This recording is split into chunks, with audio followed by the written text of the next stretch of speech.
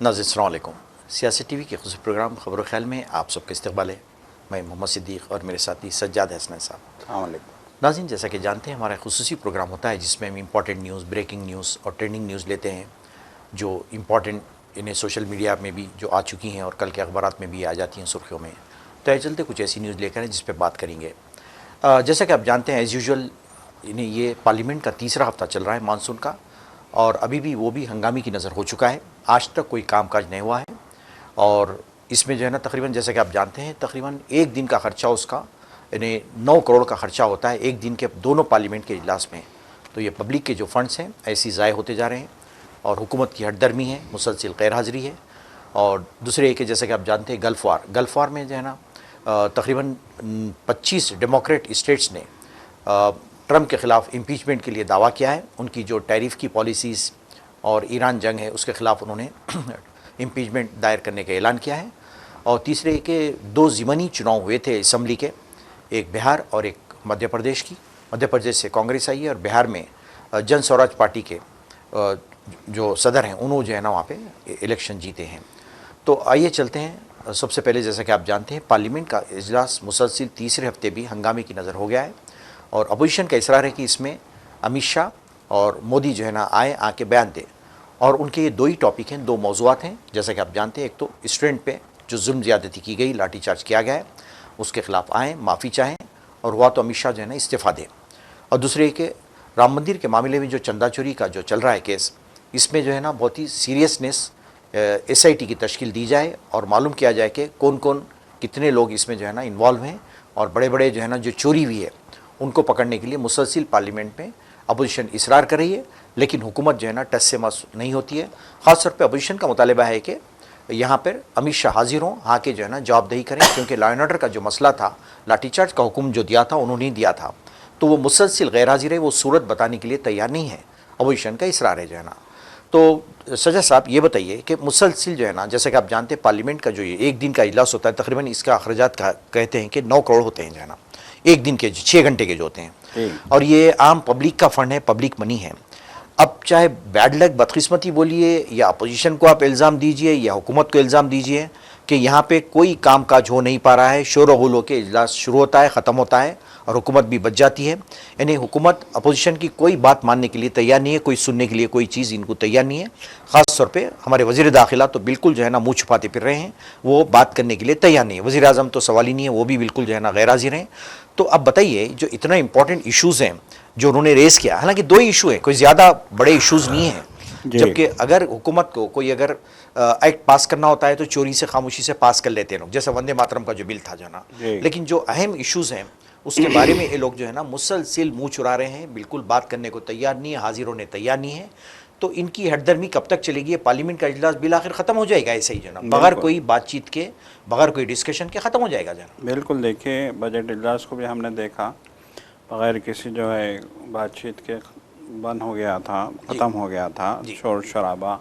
और इस शोर शराबे के बीच में उनकी मतलब के जो बिल है वो मंजूर कर लेते हैं। जैसे वक्फ तरमीमी बिल था, उसको मंजूर करना था, मंजूर कर लिया। वंदे मातरम अब इस इजलास में वंदे मातरम बिल जो है मंजूर किया गया। देखिए प्रियंका गांधी ने अच्छा सवाल उठाया था। प्रियंका गांधी ने कहा था कि सड़क पर बच्चे बैठे हैं, सोनम वांगचुक जो है भूख हड़ताल कर रहे हैं, उनका ये कहना है कि जो तालीमी निज़ाम है वो पूरी तरीके से ठप हो चुका है, पर्चे जो है लीक होने लगे हैं।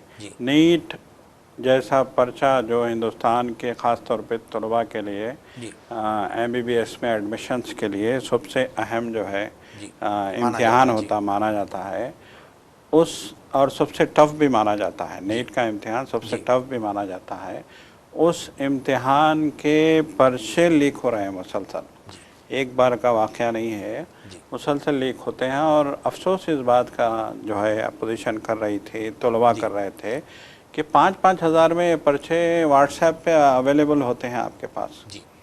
मतलब एक है ना, सिर्फ वो लोग लीक करते हैं बल्कि 5-5 हज़ार में वो जो है पर्चे बेच भी देते हैं तलबा जी, को। जी। तो फिर जो 1 साल से मेहनत कर रहे हैं लॉन्ग टर्म कोचिंग करके, या फिर जो बच्चे 2-2 साल कॉलेजों में जो है तालीम के साथ साथ जो है नीट की तैयारी करते हैं, जी, तो उनका क्या हाल होगा जो ईमानदारी से नीट पास करना जी, चाहते हैं। जी, अगर लम्हे आखिर में इम्तिहान के दिन पर्चा लीक कर दिया जाए तो जो 2 साल से मेहनत कर रहे हैं जी, वो ज़हनी तौर पे मतलब कितना उनको जो है जी हाँ, बिल्कुल। अज़ियत होगी। अज़ियत, टॉर्चर होगी, जी, सभी ने देखा कि जो है पर्चा लीक होने की खबर आने के बाद 21 तलबा ने अपनी जान ले ली, जी, खुदकुशी कर ली, जी, क्योंकि उनका कहना था कि हमने 2-2 साल जो है इतनी मेहनत की, हमारे माँ बाप ने इतना पैसा हम पे लगाया, जी, सोना बेच के, कर्ज़ा लेके, जी, इतनी मुश्किल से हमको जो है नीट का कोचिंग इम्तिहान दिया, दिलाया जी, और पर्चा लीक हो गया। देखिए, पर्चा लीक होने का ये मतलब नहीं है कि आप भी पास हो गए, मैं भी पास हो गया, जी,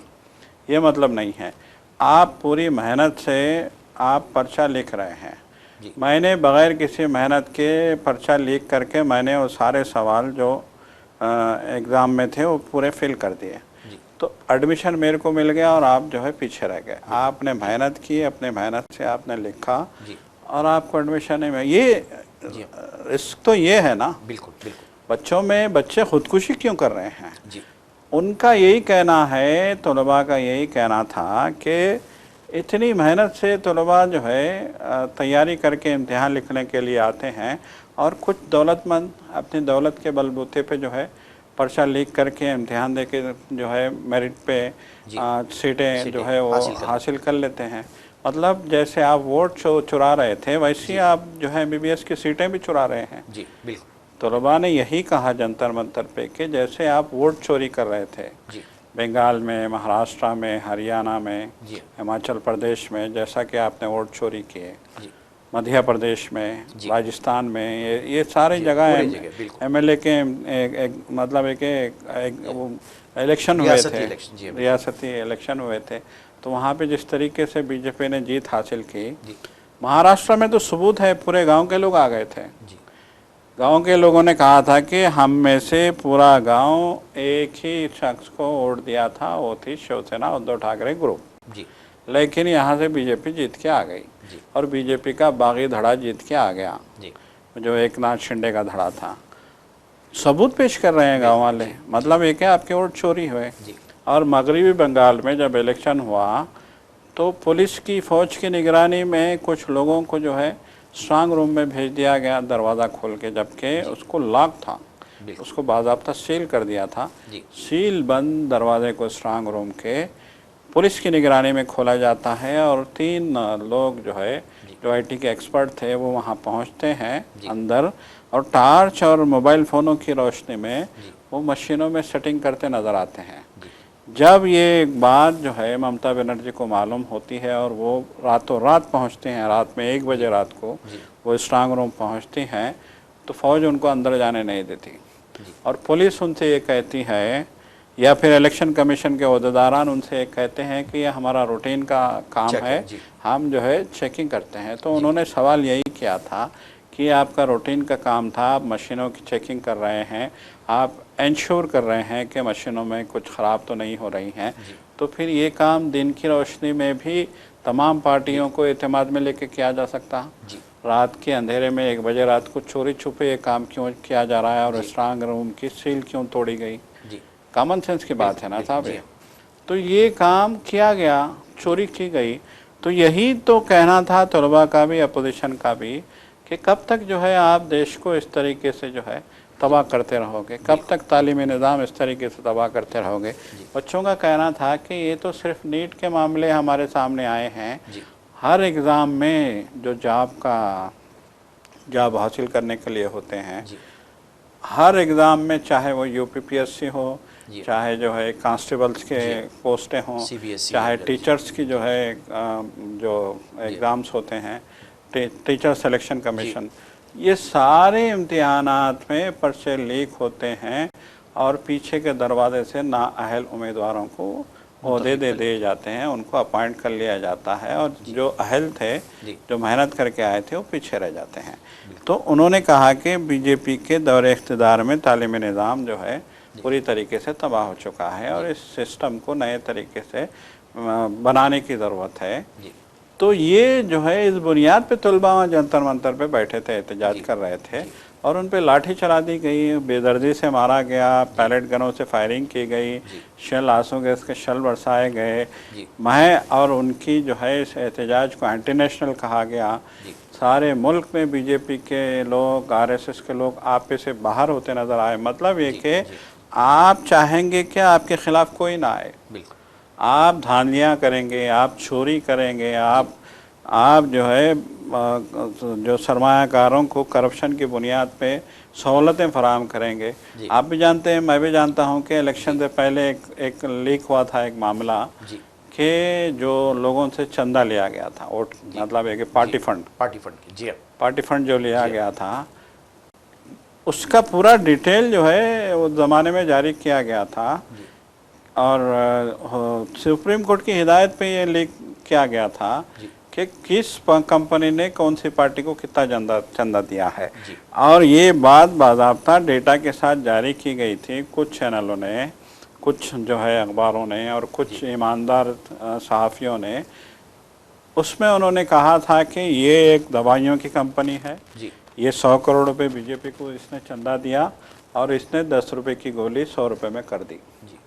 मतलब ये कि इसने 100 करोड़ रुपए हुकूम बीजेपी को दिए और वो जो लोग गरीब हैं, परेशान हाल हैं, बीमार हैं, जिनको रोज़ गोली खाना जिनकी मजबूरी है, उनकी 10 रुपए की गोली 100 रुपए की कर दी। और बाज़ाब्ता डेटा दिया गया, दवाइयों के नाम दिए गए, लिस्ट दी गई कि चंदा देने से पहले दवा की ये कीमत थी, चंदा देने के बाद ये कीमत हो गई। ये दवाइयों पे ही जो है मामला जो है मुनासिर नहीं है। खुर्दनी तेल का जो है लिस्ट दी गई, अनाज की लिस्ट दी गई, और भी जो यहाँ पे जो बड़े बड़े ताजरीन जो है तिजारत करते हैं, वो सारी लिस्टें दी गई और कहा गया कि किस तरीके से बीजेपी को चंदा दे के लोग आज़ाद हो गए, करप्शन के लिए आज़ाद हो गए, बेईमानी के लिए आज़ाद हो गए, आपने जो है काला बाजारी के लिए आज़ाद हो गए। तो ये तो बीजेपी कर रही है इस मुल्क में, किस हद तक जा रही है बीजेपी। आपने 100 रुपए की ट्रेन को वंदे भारत करके 1000 रुपये टिकट कर दिया उसका, और फिर आप जो है दावे करते फिर रहे हो कि हमने जो है भारत को वंदे भारत दी है, हमने इंडिया की तस्वीर बदल दी है। तो गरीब आदमी को जितना देखिए, राहुल गांधी ने कहा था जब वंदे भारत चालू हुई थी, तो राहुल गांधी ने कहा था कि मोदी ने कहा था कि चप्पल पहनने वाले को हवाई जहाज़ में बिठाएंगे। तो राहुल गांधी ने कहा कि चप्पल वाले से ट्रेन भी छीन ली गई, ये हवाई जहाज़ में क्या बिठाएंगे, चप्पल वाले से ट्रेन भी छीन ली गई। 100 रुपये की ट्रेन को 1000 रुपये कर दिया गया, कीमत बढ़ा दी गई। क्या वंदे भारत ज़बरदस्त ट्रेन है, ऐसी है, अच्छी है, वैसी है। सफ़र करने वाले के लिए शानदार ट्रेन की ज़रूरत ही नहीं है, उसकी मजबूरी है एक गांव से दूसरे गांव जाना। वो अपनी जो है सब्ज़ी लेके जाता है, अपना सामान लेके ट्रेन में जाता है, एक गांव से दूसरे गांव में जाता है और सामान बेचता है, फिर अपने 2 वक्त की रोटी के लिए पैसे लेके घर पहुंचता है। ये जो है लोकल ट्रेन का काम था। लोकल ट्रेनें बंद कर दी गई कोरोना के बहाने। कोरोना के बहाने जिस तरीके से इंडिया से लोकल ट्रेनों को बंद किया गया और जिस तरीके से गांव के स्टेशन वीरान किए गए, उसका भी सवाल मोदी हुकूमत से करना चाहिए। तो बहरहाल जो है अपोजिशन अब सिर्फ ये सवाल कर रही है पार्लियामेंट में कि बच्चों को क्यों मारा और मंदिर का चंदा क्यों चुराया। ये 2 ही सवाल है, बस 2 ही सवाल, मंदिर का चंदा क्यों चुराया, बच्चों को क्यों मारा। इसका जवाब देने के लिए ना मोदी आ रहे हैं ना अमित शाह आ रहे हैं। आप अंदाज़ा लगाइए इससे बड़ा अलमिया क्या हो सकता है कि इतने छोटे सवालों का जवाब देने के लिए लोग नहीं आ रहे हैं। मुझे याद पड़ता है हमारे सिद्दीक साहब के जब 20 तारीख को तलबा ने पार्लियामेंट तक मार्च करने का फ़ैसला किया था गुज़िश्ता महीने, तो उससे एक हफ़्ता पहले तलबा की मुख्तलिफ़ तंजीमों ने जो है दिल्ली के कॉलेजों में, दिल्ली की यूनिवर्सिटीज़ में, दिल्ली के चौराहों पे, हत्ता कि दिल्ली के मेट्रो में भी जो है बाज़ाब्ता मुहिम चलाई थी और लोगों से कहा था कि हम जो है यहाँ पे बैठे हैं जंतर मंतर पे, हम 10 तारीख को पार्लियामेंट का मार्च कर रहे हैं, आप हमारे जो है साथ आइए, हमारा साथ दीजिए। तो लोगों ने कहा था, ट्रेन की वीडियोस आई थी, हमने भी देखे हैं, ट्रेन में, मेट्रो ट्रेन में कौन जाते हैं दिल्ली की अगर हम बात करें, ज़्यादातर जो है एम्प्लॉइज़ मेट्रो से सफ़र करते हैं। तो उन्होंने कहा था कि आपका डिमांड क्या है, तो बच्चों ने कहा था कि हम धर्मेंद्र प्रधान का इस्तीफ़ा चाहते हैं वज़ीर तालीम का। तो उन्होंने कहा था कि ये तो बहुत छोटा डिमांड है, आपको तो सारी हुकूमत बदलने का मुतालबा करना चाहिए, वज़ीर आज़म मोदी से लेके नीचे तक। जी बिल्कुल, सारे आवे का आवा बिगड़ा हुआ है, आपकी तो बहुत छोटी डिमांड है। और उस छोटी डिमांड को मानने के बजाय इन्हें डंडे मारे गए, इन्हें गोलियां मारी गई, इन्हें ज़ख्मी किया गया, इन पे एफआईआर दर्ज किए गए, मुकदमात दर्ज किए गए, जेलों में बंद किया गया। 10-10 दिन तक कहाँ ये बच्चे थे पता ही नहीं चला। कौमी सलामती के NSA के तहत जो है इनको जेलों में बंद किया गया। तो ये जुल्म जो पुलिस ने किया है, इसका जवाब तो होम मिनिस्टर को देना पड़ेगा, क्योंकि दिल्ली पुलिस होम मिनिस्टर के तहत आती है। और बच्चा दिल्ली का कह रहा है कि होम मिनिस्टर के इशारे के बगैर इतना बड़ा काम नहीं हो सकता। तो अब वो जवाब देने के लिए वो मुंह छुपाए फिर रहे हैं, पार्लियामेंट में आने की जो है तैयारी नहीं है। तो ये सिचुएशन बड़ी तशवीशनाक और बहुत ही जो है अलमनाक सिचुएशन है। देखिए, अपोजिशन तो बज़िद है, लेकिन ये जो हुक्मरान जमात है, इनका जो पॉलिसियाँ हैं, इनकी जो हठधर्मी है, इनका जो मतलब एक वो जो रवैया है, वो बड़ा तशवीशनाक है। वो चाहते ही नहीं कि किसी को जवाब दें। वो तो बिल्कुल ऐसा समझते हैं कि हम डिक्टेटर हैं, हम जो है जैसा चाहे जीत दर्ज करेंगे, हम जैसा चाहे कामयाबी हासिल करेंगे, हम अपनी मर्जी से जो है जो चाहे करेंगे, बिल्कुल कोई पूछने वाला नहीं, कोई पूछने वाला अच्छा नहीं। सजा देखिए, इनका खैर लड़कों का जो डिमांड था, ठीक है, धर्मेंद्र प्रधान का इस्तीफा तो दे दिए, लेकिन मामला सुलझा कहाँ से, बताइए। सिस्टम तो पूरा वही है ना। अब देखिए, उसको कलमदान दूसरा दे दिया जाएगा, उसको दूसरा दे दिया जाएगा। वो वजीर ना सिर्फ दे दिया जाएगा, बल्कि उस वजीर को जिस तरह से वेलकम किया है इन्होंने, उससे ये साफ साबित हो रहा था कि वो उस वजीर की गलती को मानने को तैयार नहीं, जबकि हुकूमत को शर्मिंदा होना चाहिए था, नदामत का इजहार करना चाहिए था, बहुत अफसोस जाहिर करना चाहिए था कि हमारे इस वजीर की वजह से जो है इतने बच्चों को तकलीफ़ हुई है पूरे मुल्क में। ये करना हुकूमत की जिम्मेदारी थी, लेकिन उसके बजाय उसको वेलकम किया गया, उसको फूलों के जो है हार पहनाए गए। जब वो दूसरे तीसरे दिन पार्लियामेंट पहुँचे तो उनको फूलों के हार पहनाए गए, और ओड़े साहब अपने घर जाते हैं तो उनका वालिहाना शानदार इस्तकबाल के लिए पूरी बीजेपी की जो है वर्कर्स को हिदायत दी जाती है, बाज़ाब्ता हिदायत दी जाती है बीजेपी वर्कर्स को कि पूरे के पूरे एयरपोर्ट पे जमा होना है और उनको वेलकम करना है। अरे भाई, आपका एक जो है मिनिस्टर अपनी नाअहली की वजह से तलबा में जो है इतना गैर मकबूल हुआ है, तो उसके साथ आपका जो है इतना ये जो रवैया है, ये तो आपने करप्शन को प्रमोट करने का काम किया है। करप्ट आदमी के लिए आप इतना जो है ना वालियाना इस्तकबाल वेलकम कर रहे हैं, बिल्कुल। तो बताइए कि अंदर सिस्टम कैसा होगा, कितना खतरनाक इनका रवैया है, बताइए कितनी खतरनाक आपकी नीयत है। प्रियंका गांधी ने यही कहा पार्लियामेंट में, जब वो दूसरे दिन पार्लियामेंट में आए लोकसभा के इजलास में, तो उन्होंने यही कहा कि कितने शर्म की बात है कि तलबा के एहतजाज के बाद जिस वज़ीर को इस्तीफ़ा देना पड़ा, उसका फूलों से इस्तकबाल हो रहा है और उसके लिए तालियां बजाई जा रही हैं। ऐसा मालूम हो रहा है जैसे बहुत बड़ा हीरो है वो, और बहुत बड़ी मुहिम सर करके आया है। ऐसा मालूम हो रहा है कि उसने ओलंपिक का गोल्ड मेडल जो है हासिल कर लिया। ऐसा मालूम हो रहा है कि उसने पूरी दुनिया में इंडिया का नाम मकबूल कर दिया है। इस तरीके से उसको वेलकम किया गया। उन्होंने कहा कि शर्म आनी चाहिए हुकूमत को कि एक ऐसे वज़ीर के लिए जो इतना नाकाम साबित हुआ है, जिसके दौरे जो है वजारत में सिस्टम कोलैप्स हो गया, तालीमी सिस्टम पूरा, उसके साथ ये रवैया, यकीनन ये बहुत ही जो है सीरियस बात है, सीरियस बात है। हाँ, कि कितना जो है ना, मतलब एक सिस्टम हमारा एक ऐसे जो है ना करप्ट आदमी को जो है ना इस तरीके से इस्तेमाल करते हैं, तो इससे साबित होता है कि आपका माइंड भी करप्ट है। आप भी नहीं चाहते कि कोई अच्छी चीज़ यहाँ पे हो, तलबा के साथ इंसाफ है। तलबा यही चाहते हैं, तलबा चाहते हैं कि भाई ये सिस्टम को चेंज करो, ये होने वाला कुछ नहीं है ना। अब नेक्स्ट एहतजाज जो होगा वो तो और बहुत सेवियर होगा। नहीं, देखिए, अभी जैसा कि आपने कहा कि नेक्स्ट एहतजाज, आपने कहा कि जब तलबा ने जंतर मंतर पे जो है नाक रगड़ दी थी बीजेपी की, तो JP नड्डा और जो है वज़ीर आज़म के दफ्तर के वज़ीर जितेंद्र सिंह आए थे उनसे बात करने के लिए। तो बाज़ाब्ता प्रेस कॉन्फ्रेंस करके इन्होंने कहा था कि धर्मेंद्र प्रधान ने इस्तीफ़ा दे दिया है, और इनके दो मुतालबात हैं। एक मुतालबा ये है कि जिन तलबा पे केस दर्ज किए गए हैं वापस लिए जाएं और उनको रिहा किया जाए। दूसरा मुतालबा ये है कि जिन 21 तलबा ने ख़ुदकुशी की है फांसी लेके, उनको जो है मुआवजा 1 करोड़ रुपये दिया जाए। तो इन्होंने कहा था JP नड्डा ने कि हम मुआवजा देंगे और जो है बिल्कुल उन तलबा को मुआवजा देंगे, हम बात इनकी मानते हैं तलबा के मुतालबा, और हम बच्चों को रिलीज़ भी करेंगे। कोई बड़े मुतालबात नहीं थे ये उन्होंने ये नहीं कहा था कि मोदी को रिज़ाइन करने या अमित शाह को हटाओ, जबकि उसूलन तो बोलना चाहिए था कि मोदी और अमित शाह को हम उनकी कुर्सियों पे नहीं देखना चाहते, ये बोलना चाहिए था तलबा को।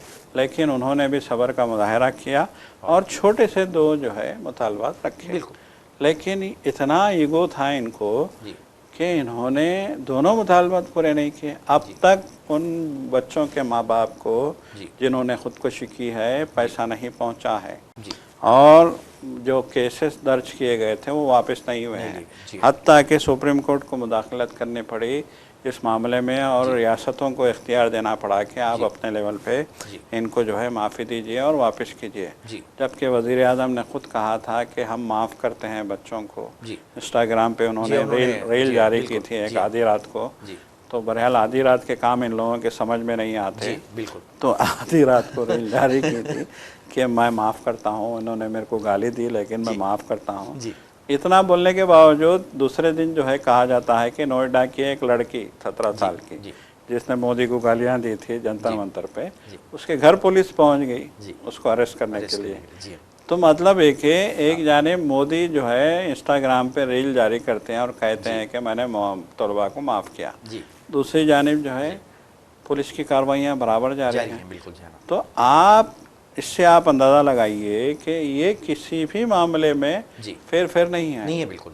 और इनका एक ही एजेंडा है, सामने वाले को धोखा दो, चाहे वो आवाम हो चाहे वो कोई भी हो, बस धोखा इनकी गुट्ठी में पड़ा। 14 साल से ये बिल्कुल अंग्रेज़ों को तक जो है इन्होंने गांधीवादियों को धोखा दिया था, अंग्रेज़ों से हाथ मिला के अंग्रेज़ों की जो है माफ़ी मांगी थी अंग्रेज़ों से, अंग्रेज़ों के साथ न जाने क्या क्या इनकी डीलिंग थे। तो ये तारीख है इनकी, तो धोखा देना इनका तो इनकी तो गुट्टी में पड़ा है। तो वही धोखा इन तलबा के साथ भी दिया गया। ना तो पैसे दिए गए ना तो उनकी रिहाई के जो है सुप्रीम कोर्ट को मुदाखलत करना पड़ा रिहाई के लिए तलबा की। तो अब इससे बुरी बात क्या हो सकती है, जबकि आपने बाज़ाब्ता प्रेस कॉन्फ्रेंस करके कहा था कि हम तलबा को छोड़ देते हैं, हम इनके दोनों मुतालबात मान लेते हैं। तो ये तो जो है हाल है इनकी पॉलिसी। बच्चों को मजाक समझ रहे हैं आप। और उसके बाद आपने देखा कि किस तरीके से इन बच्चों के खिलाफ रेलें बनाने लगे थे बीजेपी वाले। लेकिन देखिए आवाम के सामने आपकी एक नहीं चलेगी। आज आवाम का बड़ा हल्का आपके खिलाफ है। एक रेल आप बना रहे हैं तो 1000 रेलें आपके खिलाफ में आ रही हैं। ऐसा माजी में कभी नहीं हुआ जितना आज हो रहा है। आप एक रेल तलबा के खिलाफ बना रहे हैं तो 1000 रेलें आपके खिलाफ आ रही हैं। ये आप देख रहे हैं। आप जो है गोदी मीडिया पे तो आप झूठ बोल सकते हैं, गोदी मीडिया पे तो प्रोपेगेंडे आप कर सकते हैं, लेकिन इन तलबा के हाथों में जो मोबाइल फ़ोन है उसके सैलाब को आप रोक नहीं सकते। सवाल ही नहीं है, नहीं रोक सकते। और यही देखने में आ रहा है। कंगना रनावत ने कहा कि गटर जो है जनरेशन है ये, बिल्कुल जेनजी को उसने कहा कि ये तो गटर जनरेशन है। तो आज तक कंगना रनावत के खिलाफ जो है रीलें बन रही हैं और उनकी पूरी हिस्ट्री जो है खंगाली जा रही है। उनको तो पूरा नंगा करके रख दिया तलबा ने। भाई जेनजी है, जेनजी से आप मुकाबला नहीं कर सकते। मोदी को जब वो लोग जो है बख्श नहीं रहे हैं तो कंगना की क्या हैसियत है बताइए। अब बताइए कितनी बेइज्जती की बात है, कितनी बेइज्जती की बात है। आप जो है ना नौजवान तुलबा है, यंगस्टर्स है और बीदे सादालू है पूरे लड़के, एकदम सीधे साधे, ना उनमें जो है ना पॉलिटिक्स है ना सियासत, कुछ नहीं कहने, सिंपल आ रहे हैं। वो लोग बोल रहे हैं कि भाई ये करप्ट खत्म करो, सीधा सीधे आओ, सीधे आ जाओ जो है ना। और ऐसा दिखता है कि मेरे ख्याल से जो फ्रीडम फाइटर्स जो थे उस वक्त भी अंग्रेज के पास कुछ एथिक्स उसूल हुआ करते थे, लेकिन ये लोग तो उससे भी गए गुजरे हैं। बिल्कुल इनके पास तो कोई एथिक्स नहीं है, कुछ भी नहीं है, कोई चीज नहीं है। धोखा देना इनकी फितरत में शामिल है। 14 साल से मुसलसिल आप लोगों को लाइन में ठहरा रहे हैं, हर चीज में धोखा देते आ रहे हैं। अल्टीमेटली अवाम क्या होगा बताइए। आप सिर्फ जो है ना चंद मीडिया को पकड़ लिए, उनको गोद में ले लिए, उनको पैसे दे के खिला लिए, लेकिन कब तक सोशल मीडिया पे तो आप बच नहीं सकते। तो अल्टीमेटली आप जो है ना आ रहे हैं भी सोशल मीडिया का सहारा लेके एक रील बना बना के छोड़ें, क्या होगा बताइए? बिल्कुल, देखिए जब तलबा ने गोदी मीडिया को जंतर मंतर पे आड़े हाथों लिया जी और तलबा ने उनको उनकी औकात दिखाई और जी कहा कि तुम तो जो है दल्ले हो, तुम तो बिकने वाले हो, तुम जी तो पैसे की बुनियाद पे मोदी की तारीफ करते हो, जी तो उस वक्त कई जो है गोदी मीडिया के कई सहाफ़ियों का ज़मीर जागा। जी उन्होंने अपने अपने इंस्टाग्राम पे, जी अपने अपने जो है फेसबुक के जी पेज पे उन्होंने बाज़ाब्ता जी तलबा से माफ़ी मांगी, जी इस बात का एतराफ़ किया कि जो है जी जी उनसे गलती हुई है। उन्होंने कहा कि बेशक हम ज़मीर के ख़िलाफ़ गए थे, बिल्कुल बिल्कुल हमारा ज़मीर मुर्दा हो गया था, जी हमने जो है अंधी जो है जी हाँ तायद की बिल्कुल इस हुकूमत की जी और इसके लिए हम जो है ज़िम्मेदार हैं। जी उन्होंने कहा कि इदारे भी ज़िम्मेदार हैं, इदारे पैसे लेते हैं और हमको हिदायत देते हैं कि बिल्कुल आपको ये जी करना है, बिल्कुल। ये बोलना है, बस यही बस ये करना बिक है। गए थे जो है ना, ये बस बिल्कुल, चंद रुपए की खातिर ये बिक ये गए थे नाजरीन। तो इस किस्म की ये पॉलिटिक्स यहाँ पे चल रही है नाजरीन। जैसे कि जानते हैं 2 ज़िमनी चुनाव के इलेक्शंस जो है ना उसके नताइज आए हैं। एक तो बिहार के बाकी की जो है ना है और एक मध्य प्रदेश की दतिया। तो यहाँ दोनों भी यहाँ से बीजेपी का सफाया हो चुका है। बिहार से प्रशांत किशोर आए हैं और दतिया से जो है ना कांग्रेस आई है बीजेपी को शिकस्त देके। तो इसके बारे में जो है ना अपोजिशन का यही कहना है कि जो है ना अवाम सख्त नाराज़ है। इससे मालूम होता है कि तुम्हारे दिन करीब आ चुके हैं और तुम जो है ना बहुत जल्दी तुम इक़्तिदार से हटने वाले हैं। तो इससे ये जो है ना रद्द-ए-अमल सामने आ रहा है नाज़रीन। जैसा कि आप जानते हैं जो है ना एक हम न्यूज़ आपके सामने पेश करें। एक फ़्लाइट तकरीबन थाईलैंड से दिल्ली आ रही थी, तो आइन जो है ना लैंडिंग के टाइम पे टर्बुलेंस पैदा हो गया, उसमें कई मुसाफिर ज़ख्मी हो गए और अल्टीमेटली जो है ना पायलट जो है ना सेफ़ तरीके से उसको लैंड करने में वहाँ पे दिल्ली में कामयाब हो गया है। ये न्यूज़ आ रही है जो है ना। और जहाँ तक गल्फ़ का ताल्लुक़ है, जैसा कि आप जानते हैं ट्रम्प को जानते हैं, मिस्टर टैरिफ को जानते हैं कि कभी कुछ बयान देते हैं, कभी कुछ देते हैं जो है ना। और पता चला है कि वहाँ पे तकरीबन 25 डेमोक्रेट स्टेट्स ने उनके खिलाफ इम्पीचमेंट के लिए दावा किया है। इनकी ख़ास तौर पे जो टैरिफ के पॉलिसीज़ हैं और फिर ईरान जंग के ख़िलाफ़ वहाँ पे इन्होंने अपना जो है ना मुआख़ज़े की तहरीक वहाँ पे पेश की है। और अभी भी जो है ना वो कभी कहते हैं, ईरान कभी कहता है कि हम बातचीत के लिए रेडी हैं, ये बोलते हैं कि बातचीत की मेज़ पे आ जाओ वरना हम अटैक करेंगे, बहुत ज़बरदस्त तरीके पे तुम पे हमला करने वाले हैं। ये बार बार ये अपनी चीज़ को दोहराते रहते हैं, लेकिन ये कहने के लिए उन्होंने बिल्कुल जो है ना तैयार नहीं है कि हम वाक़ई जंग में जाके फंस चुके हैं, हमारे हथियार ख़त्म होने पे, ये कहने पे उन्होंने तैयार नहीं है। हालांकि कई ज़राए से पता चला है कि अब इनके पास जो है ना हथियार ख़त्म होने हो गए हैं और मिसाइल्स की इनके पास कमी हो गई है। लेकिन इस बात को कहने के बजाय बार बार ये धमकी देते हैं कि अब हम ईरान को ख़त्म कर देंगे, सफ़े हस्ती से मिटा देंगे, करेंगे। तो ये चीज़ मुसलसिल आ रही है। तो नाज़रीन देखते हैं ये कब तक चलता है। और हुर्मुज़ जो आबना हुर्मुज़ है वहाँ पर भी मुसलसिल कुछ ना कुछ अटैक हो रहे हैं, कोई कश्तियों पे मुसलसिल हमले, बड़ी मुश्किल से कोई बच के निकल जाता है। तो ये अफरा तफरी का माहौल सारे गल्फ़ में पाया जाता है, जिसका नतीजा अल्टीमेटली आवाम को भुगतना पड़ा है। तो नाज़रीन हम इसी के साथ ही आपसे इजाज़त लेते हैं। इंशाल्लाह नेक्स्ट प्रोग्राम में नेक्स्ट टॉपिक के साथ फिर आपसे मुलाकात होगी। जब तक के लिए इजाज़त दीजिए। अल्लाह हाफ़िज़। अल्लाह हाफ़िज़।